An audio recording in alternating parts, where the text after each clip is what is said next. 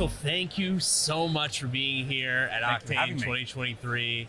Really appreciate it. And I'm just curious, like, what are you hoping to learn a little bit about, from an Okta perspective? You guys have been using it for a while at Databricks. And No, totally. So, I mean, for Okta for us, it's right at the heart and center.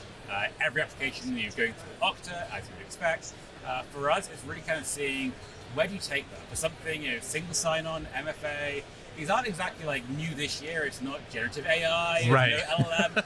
I mean, apply AI to everything, but it's what exists today, what's the strategy, where is it going? And there's so many opportunities and things out there.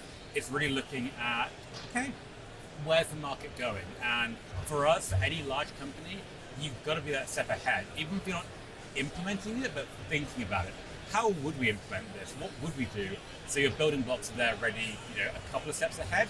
So when someone goes, hey, can we implement this? You've already got a path in your mind for how to get there, and it's not taking you by surprise, and you're like, let me quickly search around and find an answer. Right, and as someone who's the director of enterprise security at Databricks, you're not thinking about that from the perspective of, we're just going to try it out and we're going to roll something out. Like, you have to think about this for thousands of employees. You guys just raised, $500 million. Like, more growth is on the horizon. Yeah. I imagine that context must weigh on you as you think about any change that you want to make to any part of the security stack at all. I mean, any change comes with friction, and it's that value proposition. It's the why are we doing it? And if you can't answer the question, why are we doing it? Why are we doing it at that point? I mean, it's like a fair question to ask. And sometimes it might be a really good, it's great for security. You're like, sure, but what do my colleagues say when it's like, no one can do any work now? Or it's like, wow, we're really up the game on security, but at the expense of productivity, usability. It's not just, security isn't the driving factor. We have to make it secure, but usability and user experience is such a key part of everything we do. And at the end of the day, a lot of the company wants to do the right thing. Right. Make it hard to do the right thing. You want to be an enabler, right? Not someone that's forcing everybody to have a miserable experience. Exactly. And that's front and center. That's the heart and mind. That's looking at every opportunity. What can we do to improve security? Obviously, but improve user experience. If I can get a better user experience for my colleagues and improve security, it's a much easier sell internally. And honestly, it's better for the company all around. User experience and security. That's the real win.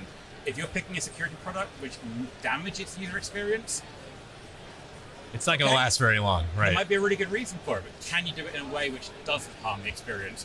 That's the golden ticket.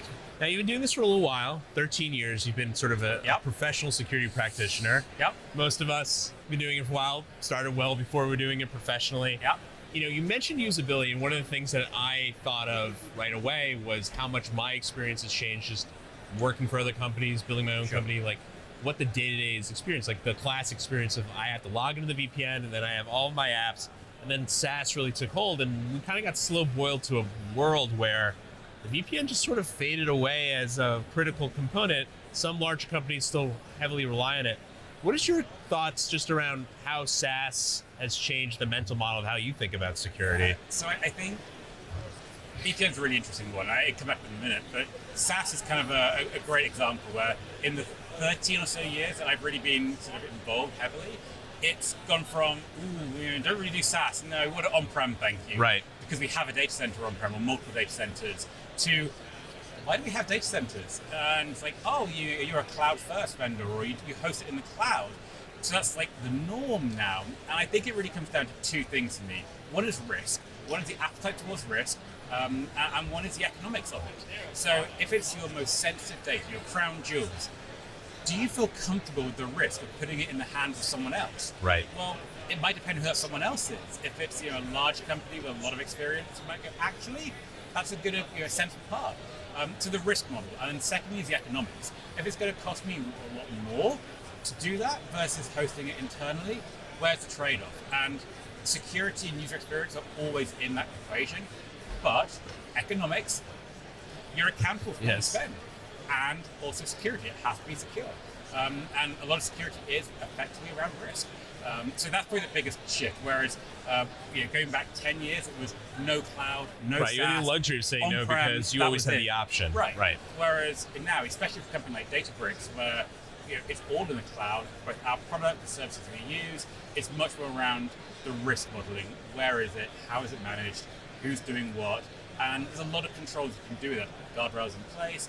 And that's, I guess, the whole purpose of my teams, to help with all of those conversations, to get the guardrails and find that balance, and ultimately enable the business. And kind of, you're in the IT or security team when you refer to everyone else as the business. It's enabling the rest of the company to succeed. Right. That's why we exist, for the company to do their bit. Right. If you don't do that, they'll eventually learn that you say no to everything, and then now you're out of the process entirely. Exactly. If you're not at the table, it's you don't want to be in a position where things happen and there's no guardrails, but you want it to be a dialogue. It's cool, okay, that's what we're trying to do. How can we make it secure? How can we say yes and not only give a great experience, but a secure one as well? And that really is the heart of it. If you can nail that, you have happy internal users, right, and you have great products, and it works for everyone. As soon as you're saying no to everything, people will find another way, and it may not be the way that's secure, and that's kind of worrying. And do you find now that you've been doing this and we've made this transition, that you're thinking more as a security person, a lot of your time is being spent thinking about identity and access management and all the things that go into it, whereas maybe in the past, you're really almost thinking just really about endpoint or telemetry? So endpoints, they're going to exist, absolutely. But really, it's where are the choke points? Where can you control the data? And it's kind of easy for us to say it, Databricks being a data and AI company, but data is at the heart of everything. And I don't think that's just because we're a data and AI company. It's true for any company. What's the sensitive stuff? The financial data, the customer data, right, the health data. It's data. It's all about data, irrespective of company and industry. At which point, endpoint's a great way of putting guardrails in place, but right, where is the data? And for most companies, the endpoint isn't the primary source. Sure, people download stuff and will say stuff, but in most cases, the data is going to live in the cloud, it's going to live in a SaaS application, it's going to be somewhere else, and that's where you're trying to protect it. And the endpoint is just one easy place to collect it. But actually, identity is really the gateway to that. Who's accessing it, and then ultimately where from and how. So one of the things that I've always been impressed with when we even just started talking is right from the get-go, you guys were very bullish on entering the world of zero trust and device trust. And you were like, we know we need to do this. Yeah. How did you get to a place internally where you could get everybody on the same page? Like, how did you sell that concept? Like, the security team knows this is the right thing to do. And I know there's a lot of companies out there that are going through this internally as well. It's like, we see this transition needs to happen. Like, we can't just wait for an incident to occur that kind of puts us on our back, and then we react and we have to rush through it. How do you get folks to proactively start thinking about this before something bad happens? Sure. So I think really is turning it around. Why would the business want to do something like zero trust? And if the answer is it's more secure, yes, that's true, great. You're still a security practitioner at that point. If the answer is a better user experience, okay, now I'm interested in terms of how do we make it better for our staff? Because if our staff are happier, they're more productive, that's better revenue, and that's a better company. So the path to zero trust is a security win, in my view, but it's also a path towards a better user experience. And at that point, that's really the value proposition. And sure, there's a security win there. Let's not try and hide that. Right. But it's how do we make the business a happier and better place for everyone? And that really is the mantra. And taking products like Kolide in particular, however big a company is, you're never going to have one-to-one an IT department. An IT department is never going to be one-to-one people matching every employee. It's just not realistic. So you have a ratio of support staff to people working in the company. How can you keep the rest of your colleagues happy, keep them up and running, get what they need so they can go and do business and ultimately make the company successful? And when you have a lot of engineers or really talented colleagues, how can you empower them to fix some of the basic things that honestly it's easier for them just to fix than it is to raise a ticket, get support. They'll reach out, set up a meeting, do a screen share, go, oh yeah, it's a quick fix, that's it. Right, or write some convoluted automation that's going to work 90% of the time, and then 10% of configuration actually makes it worse, or something like that. Exactly. So that's kind of the beauty. And coming back to the kind of the cause, how do you drive the adoption? Well, if you can find a zero trust approach, a zero trust model, which improves user experience, it's an easy one for everyone to get behind, because if someone doesn't want to back that and support that, are they kind of saying they don't want a better user experience in the company? That's kind of a difficult thing to sort of argue for, and it makes it a much easier conversation because it's not a security product now, it's a business enabler, which brings good security as well. And that's the magic formula. And I think for me personally, there are a few products that really do that, and Kolide is one of the really obvious ones, given it's so user-focused. Smart people can often fix these problems themselves. Right. With a little bit of guidance, a little bit of help, they're onto it. They don't need to raise a ticket, and however good your IT department is, it's not going to be as fast as the user just doing it themselves. Right. There and then, middle of the night, whatever it is, they can just fix it. Right. And that enabling, you are enabling the business. Right, you don't want to incur the costs that come with blocking people. They don't know why. They're coming to the IT team. And now suddenly you have to weigh the options of like, all right, there's a real cost to have rolled out a device posture checking apparatus. Is this worth it? Because now we're really incurring costs. You have the IT team, they're asking us to hire more folks to handle all the inbound tickets. You can avoid that entirely. Now it's all upside. And that's a financial reason. And then the reasons why, I imagine you guys weren't even thinking about that. You're trying to because you actually care about the user experience. As you said, you mentioned you were an enabler. Tell me a little bit more about your journey kind of poking around the space, because it's a space that's in its infancy. We're one of the few out there that are trying to do this today. What was sort of your experience like, and what were the things that you wanted to make sure were right before you even decided to make a decision? Perfect. So I think going through, it's that horrible word, requirements. Everyone goes, where's your requirements document? What is the purpose? Why are we doing this? And if you can't answer the question, why are you doing it? Yeah, there's your alarm bell. Why are we doing this? I don't know, we're just doing it. That's never going to fly. Someone's going to ask that question down the road. So coming back to the, what are we trying to do? Why are we trying to do it? Capturing the requirements, understanding the problem we're trying to solve. And at that point, it kind of became quite apparent that a lot of companies, Databricks included, made big investments in different security tools. Things like YubiKeys, right. Stronger identity management products. But if all of that can be bypassed by simply accessing it from personal devices, then it undermines those investments. Totally, yes. So at that point, it's pitching it as a better way of the user experience, getting more value from the investments you've already made elsewhere.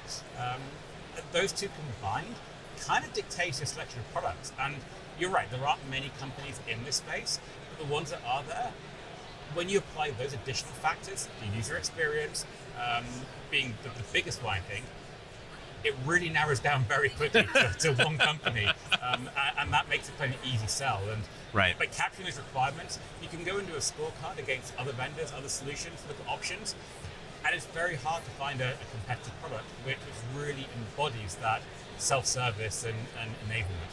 Yeah, the thing that we've had to fight the most is we often catch people who have gone through that process, they didn't know about us, and then they've actually started building their own thing.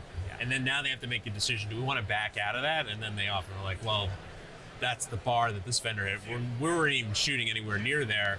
And they're making that. Was that on the table for you guys as well? If you couldn't get this, were you willing to go out and actually build a bespoke solution internally? So it's always tricky. The buy versus build is, there's a lot you can do, especially for things like OS Query. It's readily available. Yes. It's not a secret. It's open source. It's there. It's out there. But it's the time and the effort to build a solution. But critically, once you've built it, it's got to be rock solid, because this is in the authentication chain. If there's an outage, that's a bad day for everyone. Right. It's kind of a big deal. So at that point, sure, building a prototype in an environment to test with, not too bad. But do you have a team that's around the clock that has a skill test to support it? Can you maintain it? Can you add features? And honestly, at that point, it's a lot harder. The buy versus build, it's not as clean cut. Right. And that's really where it comes down to, sure, could you build a prototype? Could you build something that gets the point across? Absolutely. Do you want to productionize it? Right. Do you want to be up at night, one day before the macOS Sonoma rollout, like just gut checking, is everything going to work tomorrow when everybody magically upgrades? Like, exactly. Nobody wants to do that. It's not fun work. And I think there's also the other big aspect to it, certainly from my side, is we have an amazing team internally. I have some fantastic colleagues, but there's a whole world of other people out there that have amazing ideas as well. And when you find a really good partner that can bring other ideas to the table, like, oh, cool, never thought of that, but now you mention it, that's a really neat idea. Right. So you kind of get the innovation for free almost because you've bought into it. You have a partner who's also having other customers that bring ideas to the table. And ultimately, the speed of innovation is way faster than trying to do it in-house. And it's almost you get that minimum viable product, and then you're like, right, I'm there now. I've got to go on for the project. I need to move on to another thing, right? Exactly. We're not going to get any brownie points for making it 20 times better. Exactly. But once it's there, once it's deployed and you're using it, every feature enhancement and item that comes to the product, maybe Kolide or any other product, you're like, cool, okay. Some of them might hit the mark, other ones might not be relevant, but you get that sort of as part of your sort of your buy-in, if you like, by buying rather than building.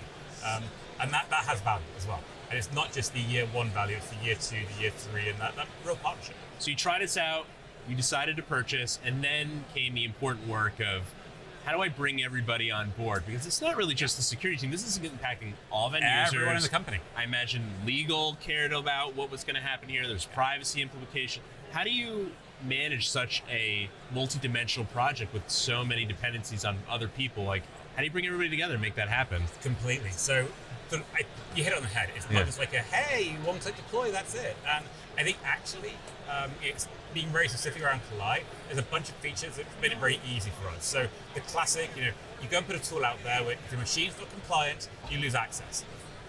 Okay, how many machines are going to lose access on day one? Don't know. That's a huge risk. No one wants to take that risk. It just would be unrealistic. So getting the agent out there and seeing the health of the estate, that's a huge win. I mean, before any user even sees what's going on, just getting the telemetry coming in and going, okay, devices are healthy, devices aren't healthy, where are our biggest problems? That's a wealth of information. And one thing that really led it for us was using that to drive the adoption.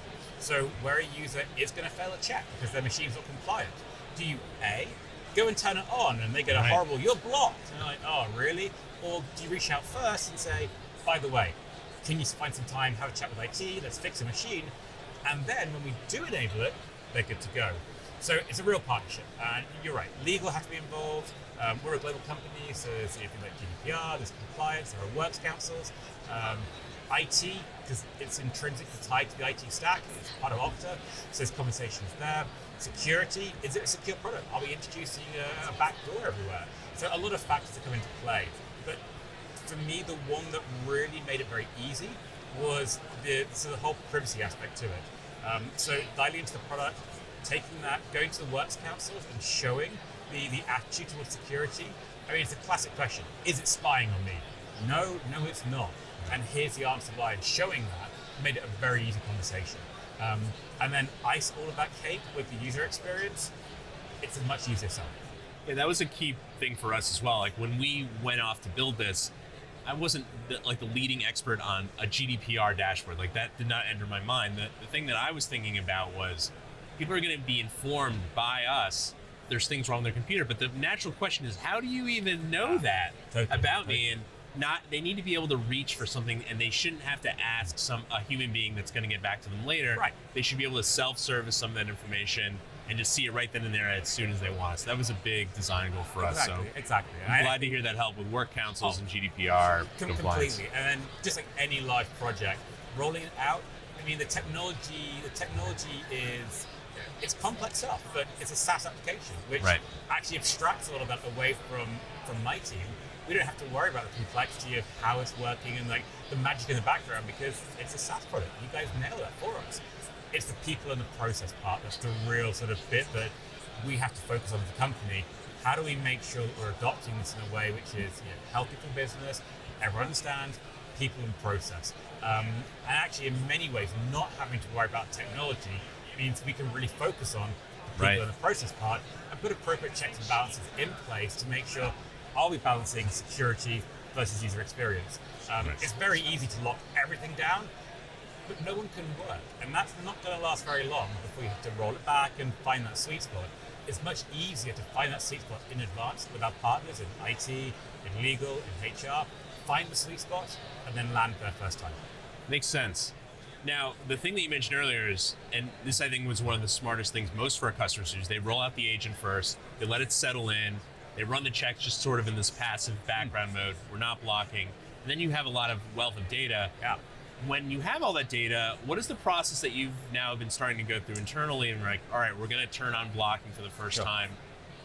What were those discussions like internally, as much as you can say? I'm curious, like, what were the criteria? What were the trade-offs that you wanted to hit? No, totally. So it kind of, this is a wealth of checks. I mean, it's an infinity sort of view. By the time you have the obvious one, it's what you want to add to it, it's where do you draw a line? And something that we were very keen to do from the outset is make sure we get the most sort of bang for buck, if you like. What are the ones that make the biggest security difference? So things like, is your machine encrypted? That's a real problem if it's not. So that's a good obvious first check.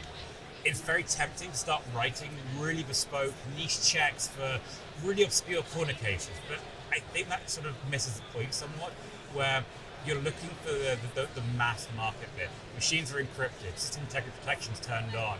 Are you using up-to-date browsers? Right. You don't need that many checks to get a really good overall sort of feeling around posture security. Right. And that's a testament, I think, to just really thinking about what are the requirements again, coming back to it. And for us, in a security compliance perspective, the requirements are kind of laid out already in our security policies. Devices will be encrypted.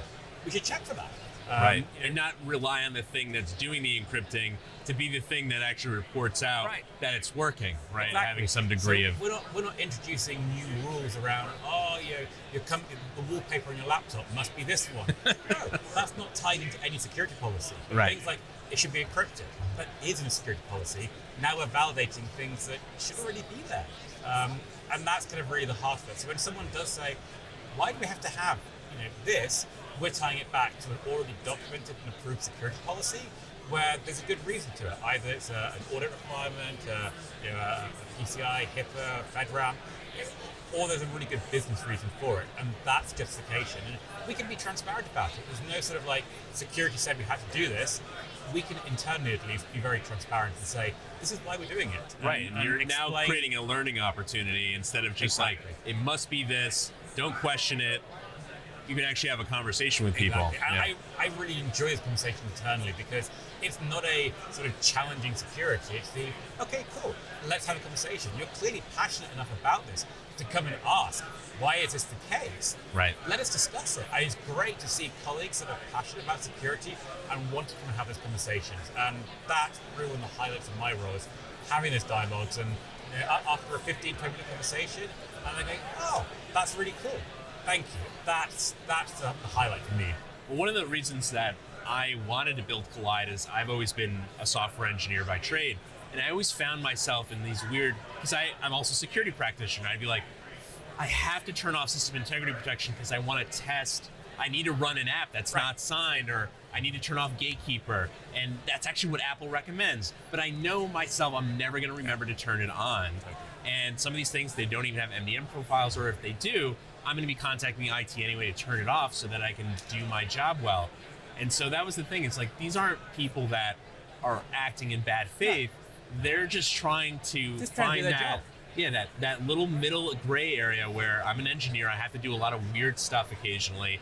And if you lock me down, the next thing I'm going to do is I'm going to ask for a laptop that's just not in the MDM at all. Right. Now we've lost the whole plot, essentially. And then you'll use that laptop that's got an MDM. You'll access your SaaS applications from that because it's easier, and give it a few days or weeks, and that becomes your primary device. And actually, we're in a worse position now because you have an unmanaged, unknown device that's maybe not as compliant as it should be. So I think a lot of it is really enabling business and promoting that honest security.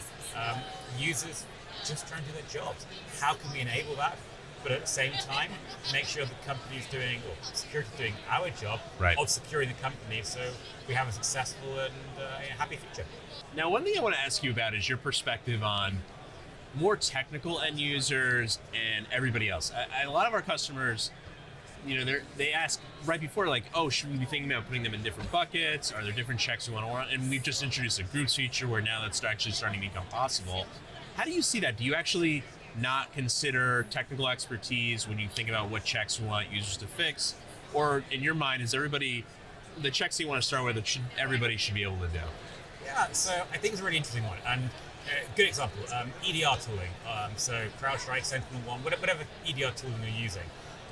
maybe it's not possible for the end user to self-service fix that. I mean, that's not necessarily because of a technical bar, but do you really want anyone in the company to be able to go and install EDR tools on random devices? Maybe that's a design decision that you've made as a business to say, actually, IT will manage this, or a security team, or a particular function will manage that. So I think it's important to decouple the technical skill of the user versus what they should be self-servicing and what they shouldn't be self-servicing. And then that's kind of the follow-on challenge of what checks do we have? Sure, running an EDR tool, that is a requirement, so we are going to check for it.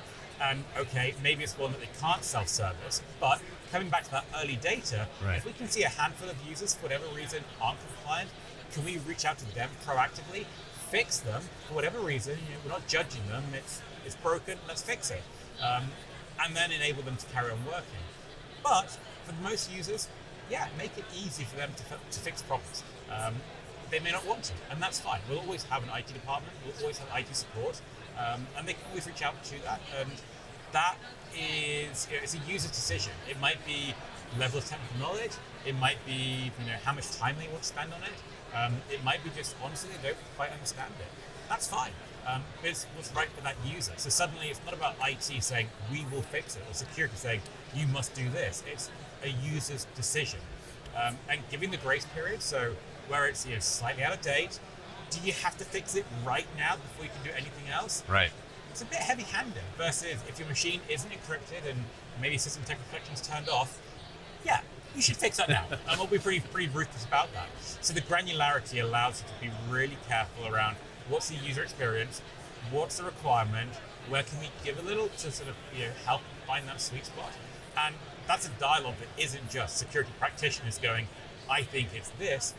It's a business, across business, IT, security, end users. And we really took time to get that feedback from all the groups to say what is reasonable for applying a security update. Should we be doing it within minutes of it being released? And now you finally are really wrestling sort of with like, wow, versus within 6 months, a little bit relaxed. So where is the sweet spot? Can we all agree around that? And then making sure that we're enforcing that sweet spot. But it is a dialogue, and it has to be that way. You're bringing the users along with the journey. When they're on board, it's much, much easier for them to see. Right, you're having conversations that probably have needed to happen for years across our whole industry, and now are finally in a place where there's technology to assist us, and now we're wrestling them. Is it 14 days? Is it 12? Is it dependent on the update? What is really our risk tolerance? It's easy to write it down when there's really nothing to really add any bite to it, but now it's there. We know we're going to be dealing with it. It's a problem if it's not dialed in exactly right. Right, and it's all, you nailed it. It's risk tolerance. It's all about risk. And going back to the earlier questions around SaaS vendors and on-prem cloud, it's risk. It's all about risk. Everything comes down to risk. And having the data coming in from OS Query under the hood makes a really informed risk-based decision. And at that point, you can adjust the security policy. I think the bit that I really sort of wanted to focus on was you don't want to get into a nuance where it's like, that user on that device on that day, here's the risk policy, because then it becomes a difficult journey to explain to the user. So it is that sort of double-edged sword, and for as much as there is a flexibility to have different groups and so on, how dynamic do you want to be with this versus going, look, your laptop should be encrypted. Period. That's kind of it, End of discussion. And there might be examples where a test device can't be, or there's a very particular use case. Right. But how nuanced do you want to get? And I think we've seen this time and time again in any product, not just like Kolide, but you take Okta. How many companies have ring binders of policies where it's just exception on it, and it just becomes a minefield to navigate? That is always a little bit of a tricky bit. So it's great to have flexibility, but at the same time, it's just coming back to what's the requirement and being really honest to that core mission. What are we trying to achieve?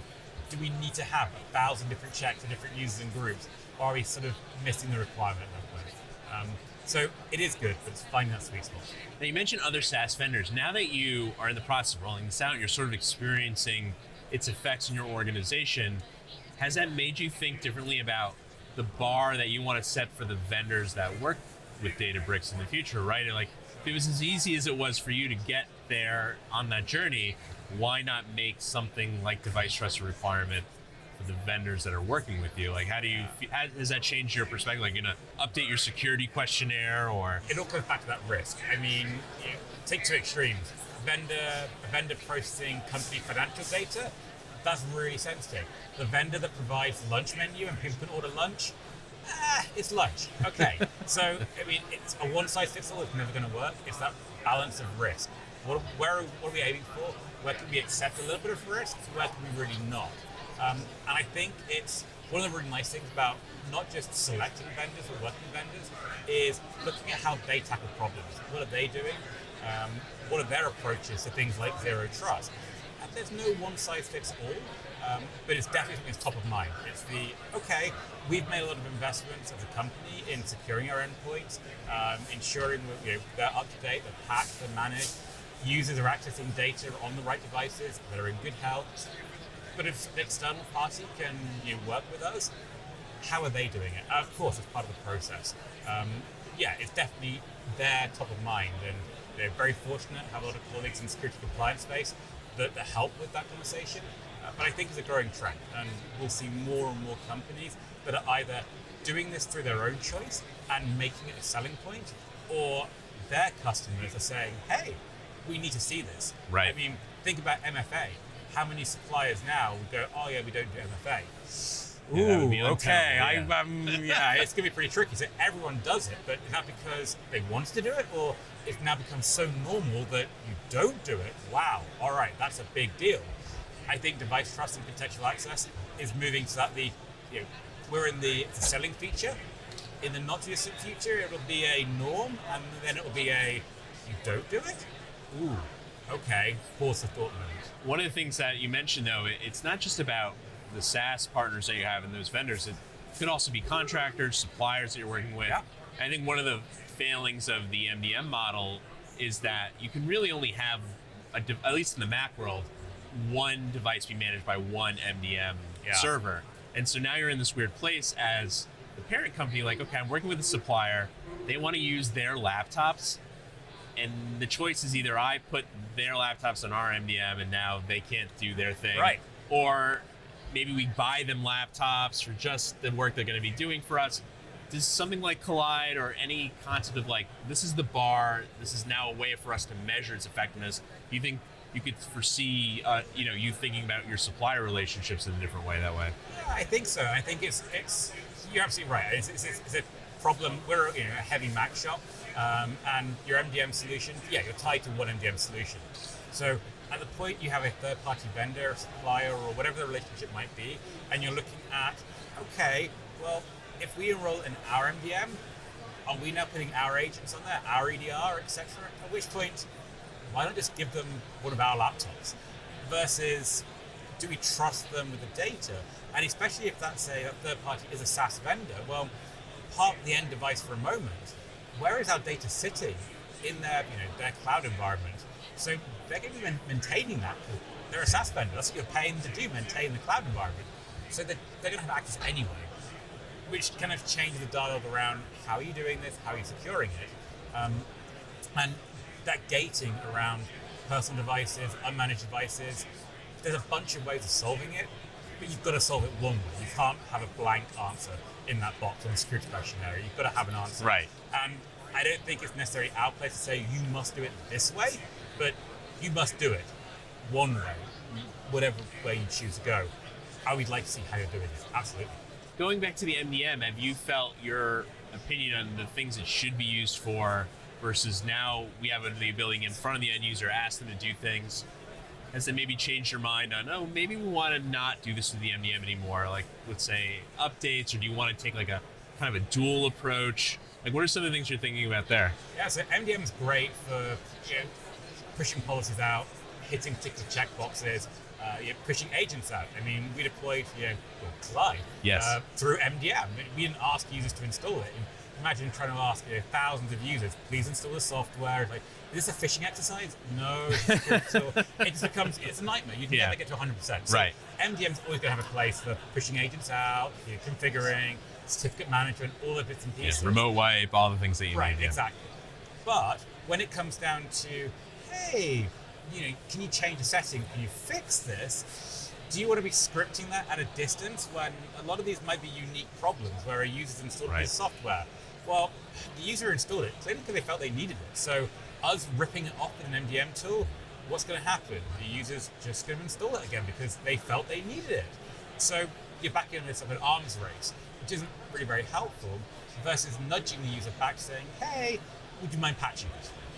That seems fair. So I think it's that complementary part. And where MDMs generally fall down, speaking in real general terms, is that user interaction. MDMs are designed for an IT admin to push a policy out with minimal to no user interaction. That's the whole Right. point of an MDM. So as soon as you want to have a dialogue with a user about, hey, we noticed this, would you mind fixing it? Can you please apply a patch? Could you do something? MDMs aren't really geared up for that. They don't really have that dialogue part. Right. And I think that's where products like Kolide really fill that gap, where it's this is going to be disruptive, but you do need to patch your machine. Please plan it into your working day. And by the way, we've given you X amount of days to do this. Right. Over to you. And there's to going work to be it a into your calendar. proportionate consequence, and that I think is the big unlock, because there's really not stopping any vendor out there from building something that nudges end users. Right.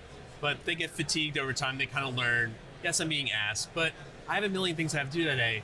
An update would be really disruptive, and there's just never enough time to do it, no matter what it is. Always tomorrow, 6 months later, tomorrow. And you're like, okay, you've got to do this at some point. And it's promoting that the argument that users want to do the right thing. I don't think there's anyone in the company who sits there and goes, I'm not going to install this update because I don't want to do it. You see, no, I'm trying to close a deal. I'm trying to win business. Right. I'm trying to do whatever their function is. And this is a distraction or annoyance. You still have to do it. Right. And it's giving that flexibility. I think we would never be in a position to roll something out with, like, you must do it at this time on this day.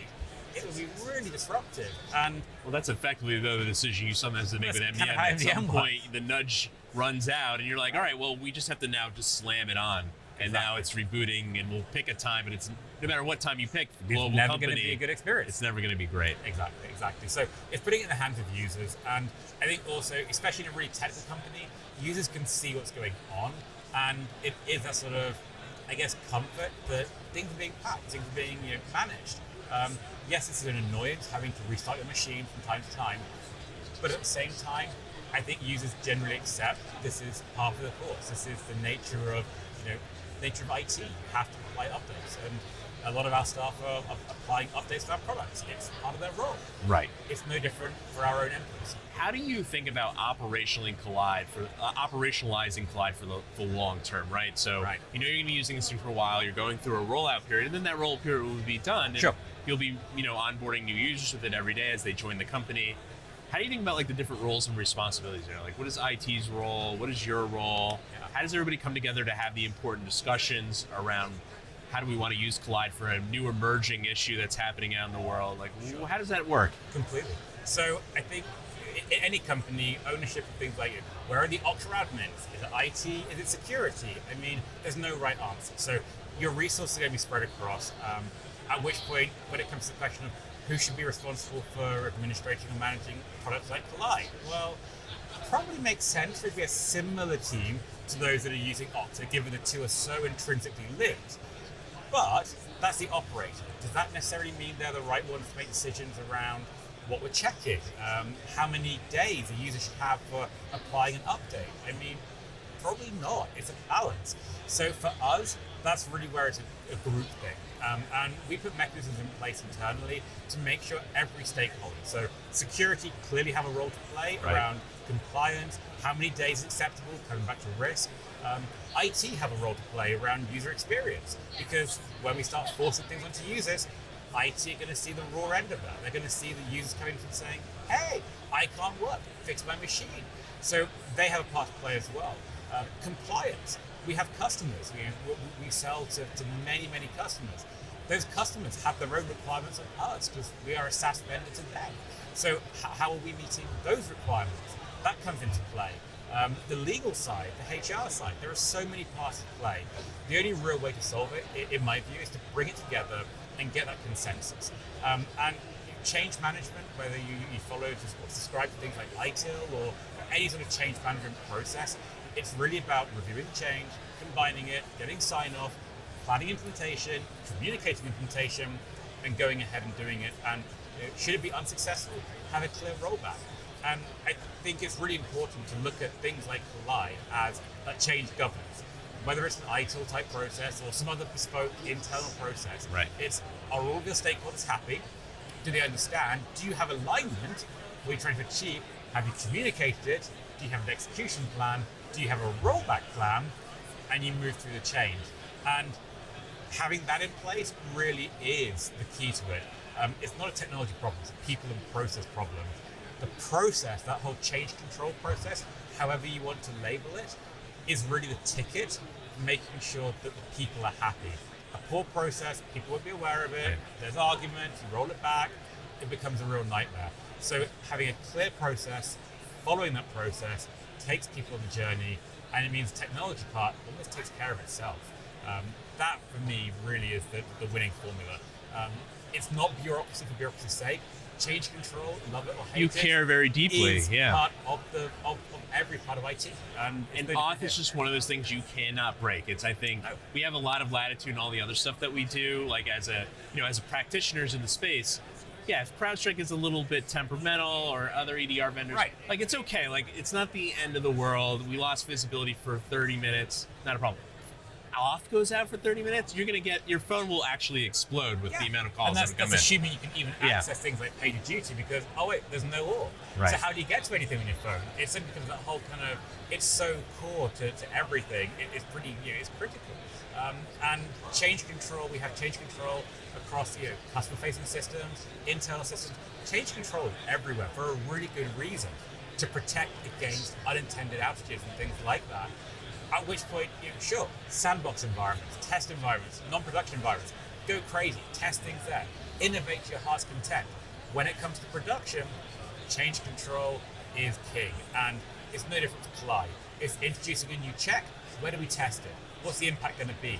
And the beauty of having OS query that, you can model it so quickly to see what the implications are, and maybe there are certain checks you want to roll out where it's these users will lose access immediately. And if it's a critical 0 day, okay, maybe that crosses a line where it's like, actually, that secures the company, let's do it. But IT, security, legal, it's a multi-team decision. It's not just a security practitioner going, this is a good idea, and then suddenly IT is inundated with people needing help, and they won't even know where it's happening. You failed at that point. It's a superpower. You want to wield it responsibly, and not have it be abused, because it is very potent. And if everybody's like, oh great, I can just lump another thing on, then suddenly kind of boil everybody to death with, this is now like actually miserable. Or we roll out a change, it took everybody out now. We're afraid to roll out changes in the future. And come back to the conversation around sort of honest security. We have to be transparent. I mean, a security function in any company, it's kind of like the law enforcement of the police. It's the ones that's there to sort of enforce security. Who's policing the police? Who's monitoring what's going on there? And actually, if you can be transparent around what you're doing, why you're doing it, how you're doing it, then it builds trust with your end users, the business. And the same is true for things like what are we checking for? Why are we checking it? What's the motivation for it? If we can't articulate that doesn't sound very good. We should be able to explain that to the user, and ideally show we've gone through that process. And by documenting it through a change control process, it's audited, it's there. Well, one of the things that you do well, and I know it's hard to toot your own horn, but I'll kind of do it for you here, is that yes, you have a lot of process, but I think the thing that you guys do that really signals to the rest of the company is that we are going to really use this ourselves for a while. Like, you're not the type of security or IT team that's like, we're going to foist all the stuff to the end users, and we got the vendor demo, so we feel pretty good about it. You're living and breathing it for a while, really letting it bake in. And it's not even just the folks who are using it every day. You have your boss, the CISO of the company, who's using it. And it's often like, I've always been surprised in my experience how often C-levels are often just like excluded from these really critical tools because everybody's sort of afraid of disrupting them. No, you guys want to feel that pain so you understand what you're in for in a wider deployment, and that's actually informed. So I think, yes, the process has been good, but I think you guys just have a natural knack for, we really want to know what this is like because we care a lot about what the end user is going to do. So I'll say it if you're not going to say it because I know how important that was. You're right, and I mean, you want honest feedback from everyone. That's the value of it, and if you can get feedback, that's half the battle sometimes. Yeah. When things are really bad, people are vocal. People will speak up and say, "This is terrible. Why are we doing this?" And sure, trust the process and go, "Here's why we're doing it." You have the honest answers ready, but equally well, just maybe trying to avoid having a really bad conversation in the first place by thinking it through and testing it. Right. I mean, testing it on security, piloting on security, getting the wrinkles out makes a much better user experience. And it also makes it defendable. When someone goes, "Gee, this is really difficult," or "This is bad for my user experience," it's like, well, we think actually we found the sweet spot. And by the way, we're using it as well. Right. It's much more authentic. If it's yeah, we don't use it, but you guys can have it, good luck, you suddenly just devalue your position entirely. We're surprised at how many teams operate from that perspective. The thing that we found about our earliest adopters is they naturally get that. And what we've learned as a company is how to take the things that you're naturally doing at the various scales, like at Databricks size, Right. for that like 1,000-person company, and even like a 250-person company. What are the ways that they've done this and actually take companies that are not used to that level of rigor and be like, no, this is one of those times you have to do it. Yeah. This is a cultural change. There's technology involved, but this That's is a the easy people part. problem. Yeah. Completely. And so it's been great to watch how you operate through a big change like that, even though we felt like, oh yeah, we know it, we have the empathy piece. At your scale, it's actually really useful. And that's actually why we wanted to have these talks. I think things that are like obvious to you are, I think, really helpful to the folks who will be watching this Never video. forget the people. People, process, technology, and I think it's all about people. That's why companies can buy technology all day long, pick different vendors. You can't get people that you know really well. You're building a family in many ways. It's the people part. Take care of the people, and they'll take care of everything else.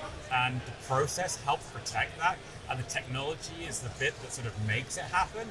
But never forget, it's about the people. The user experience is fundamental. And I mean, you won't say this one, but when we create support tickets and cases, it's for pushing the user experience. That's the driving factor. Right. And you guys go above and beyond already.